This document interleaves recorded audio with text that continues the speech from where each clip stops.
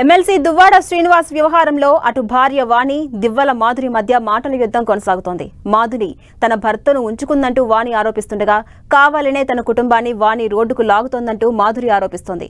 వచ్చిన మచ్చ ఎప్పటికీ పోదున్న దివ్వల మాధురి అందుకే దువ్వాడ శ్రీనివాస్తోనే ఉండాలని డిసైడ్ అయినట్టుగా చెప్పారు.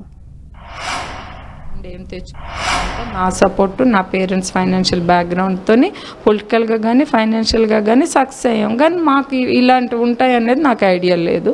అది ఇప్పుడు ఏంటంటే క్యాష్ చేసుకొని వేరేగా బిహేవ్ చేస్తున్నారు. సో మాకు అవన్నీ తెలిసినప్పటికి లేట్ అయ్యేవి. మేము ఖండించినప్పటికీ ఆయన మునిగిపోయి అవి ఏంటంటే ఈ రకంగా బిహేవ్ చేస్తున్నారు. ఎవరే ఆవిడ చెప్పిన మాటలు నమ్మి నన్ను బజార్లోకి లాగద్దు. దయచేసి నా ఫ్యామిలీని నా పిల్లల లైఫ్ ని తీయొద్దు.